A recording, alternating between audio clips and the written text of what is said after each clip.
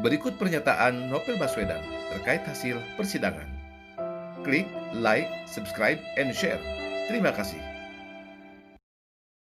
Assalamualaikum warahmatullahi wabarakatuh.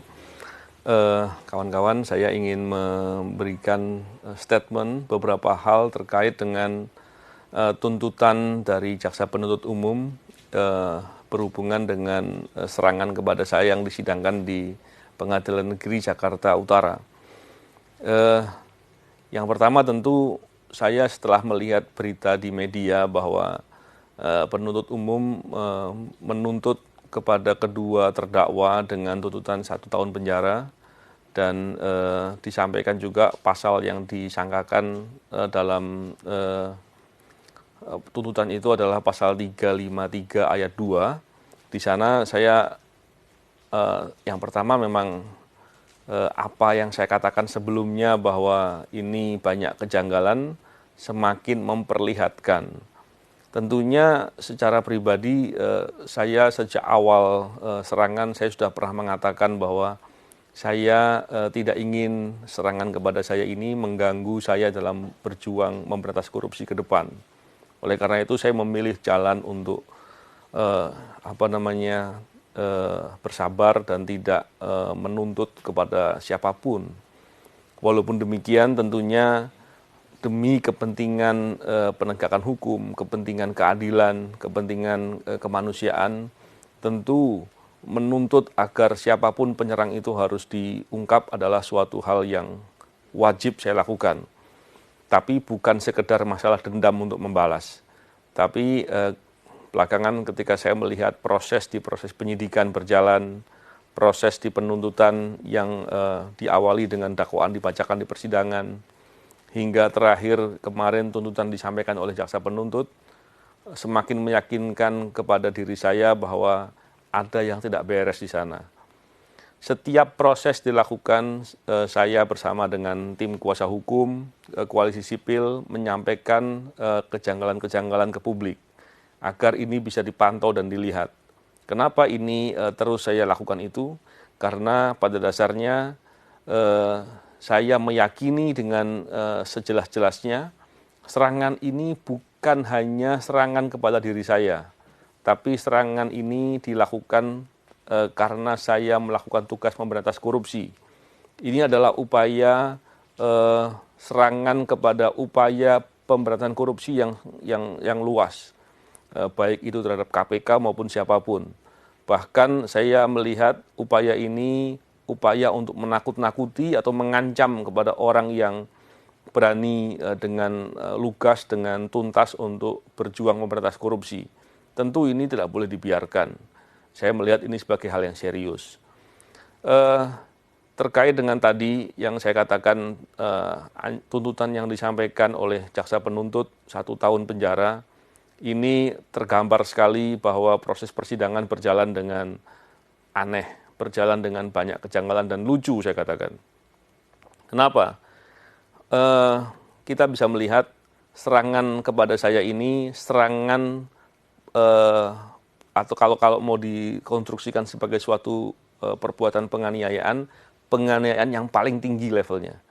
Penganiayaan yang direncanakan, penganiayaan yang dilakukan dengan berat menggunakan air keras, penganiayaan yang akibatnya luka berat, dan penganiayaan yang dilakukan dengan pemberatan. Ini level yang tertinggi. Bayangkan, perbuatan selevel itu, yang paling maksimal itu dituntut 1 tahun. Dan terkesan penuntut justru malah bertindak seperti penasihat hukum atau pembela dari terdakwa.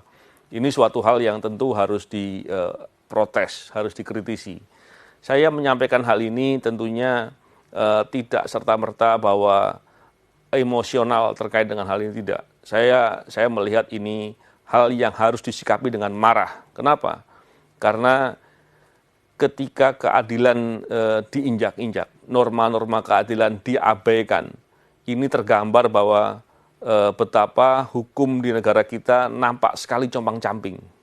Ini tentunya berbahaya sekali. Karena kita tahu bahwa penegakan hukum, membangun proses penegakan hukum di suatu negara, tanggung jawabnya ada di Bapak Presiden. Tentunya ketika potret penegakan hukum yang digambarkan dengan compang-camping ini, dengan asal-asalan begini, dengan sangat buruk begini, ini tentunya membuat nama Bapak Presiden akan nampak sekali tidak baik. Oleh karena itu saya berharap tentunya hal ini tidak boleh dibiarkan. Yang pertama itu. Yang kedua, kalau pola-pola seperti ini tidak pernah dikritisi, tidak pernah diprotes dengan keras, dan kemudian Presiden juga membiarkan, saya sangat meyakini bahwa pola-pola demikian akan mudah atau banyak terjadi kepada masyarakat lainnya. Walaupun faktanya kita tahu bahwa banyak sekali masyarakat yang menjadi korban dari ketidakadilan, dari proses penegakan hukum yang bermasalah yang sudah terjadi. Tapi apakah kita mau abaikan? Apakah kita mau biarkan? Padahal apabila kita lihat penegakan hukum adalah faktor penting untuk kemajuan suatu bangsa. Kita melihat bagaimana upaya dari pemerintah untuk membangun di semua bidang. Bidang ekonomi, bidang politik, sosial, dan lain-lain. Tapi apabila penegakan hukumnya bermasalah, proses penegakan hukum, sistem penegakan hukum, dan bagaimana realisasi penegakan hukum di masyarakat itu ternyata bermasalah, maka kita sulit sekali untuk bermimpi sektor-sektor lain bisa menjadi baik. Dan ini faktor yang paling penting. Bahkan dalam proses upaya memberantas korupsi, masalah penegakan hukum itu menjadi hal yang penting sekali. Tentunya yang saya katakan ini hal yang hal yang komprehensif, hal yang lebih luas, dan saya berharap kita semua bisa melihat ini sebagai permasalahan. Sekali lagi, saya tidak hanya melihat ini dari kepentingan saya pribadi, tapi saya melihat ini sebagai kepentingan semua orang, terutama karena serangan kepada saya ini adalah upaya untuk menyerang pemberantasan korupsi. Dan ini berbahaya. Bahkan kalau kita lihat di era-era belakangan ini, pemberantasan korupsi di Indonesia sedang menjadi masalah yang sangat luar biasa. Bahkan kita tahu dengan terang benderang upaya penghambatan, upaya penghadangan dilakukan dengan masif. Di tengah banyaknya potensi-potensi korupsi, bahkan perbuatan-perbuatan korupsi yang terjadi. Tentunya keprihatinan ini adalah keprihatinan kita semua, dan sekali lagi saya sangat prihatin dengan adanya proses persidangan yang sekarang sudah masuk di masa penuntutan yang berlangsung seperti itu. Keprihatinan ini bukan pertama kali, tapi sudah saya sampaikan berulang kali, dan ini sudah banyak kejanggalan-kejanggalan yang terjadi. Saya kira apakah ke depan situasi itu akan berubah, apakah kemudian prosesnya akan menjadi baik, bagi saya yang penting adalah saya tetap akan berikhtiar untuk berbuat. Saya akan melakukan protes-protes sebagaimana mestinya dengan cara-cara yang benar. Karena apabila nanti hal itu tidak terjadi, bagi saya telah melakukan apa yang harus saya lakukan. Dan apabila prosesnya putusan kemudian berjalan seperti keadaan sekarang, maka itulah potret dari penegakan hukum di Indonesia, dan ini harus menjadi keprihatinan kita semua. Bagi saya ingin mengajak semua kalangan masyarakat untuk bisa mengkritisi hal seperti ini, baik kasus ini maupun kasus-kasus lain yang menunjukkan ketidakadilan, menunjukkan suatu perbuatan yang menggambarkan potret penegakan hukum yang compang-camping. Oleh karena itu, dengan semangat upaya memberantas korupsi yang baik ke depan, tentunya saya mengajak kepada semua kawan-kawan yang berjuang untuk memberantas korupsi untuk tetap berani dan konsisten. Karena orang-orang yang terlibat dalam perilaku korupsi, koruptor dan kawan-kawannya, mereka berharap kita semua takut dengan kejadian ini.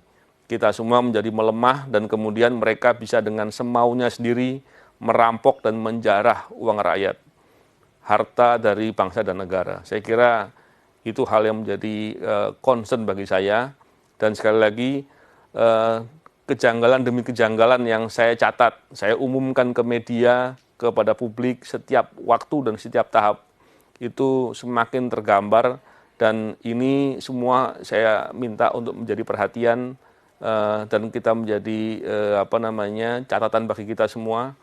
Semoga ini bisa menjadi upaya perbaikan. Saya tidak tahu perbaikannya akan seperti apa, tapi tentunya dalam kesempatan ini saya juga mendesak kepada Bapak Presiden, apakah masih tetap akan membiarkan, apakah terus kemudian akan turun untuk membenahi masalah-masalah seperti ini.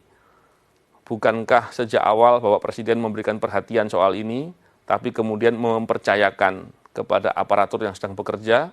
Bukankah sudah sangat cukup alasan untuk menunjukkan bahwa aparatur bekerja dengan bermasalah di sana-sini? Saya kira itu ingin saya sampaikan. Terima kasih. Assalamualaikum warahmatullahi wabarakatuh.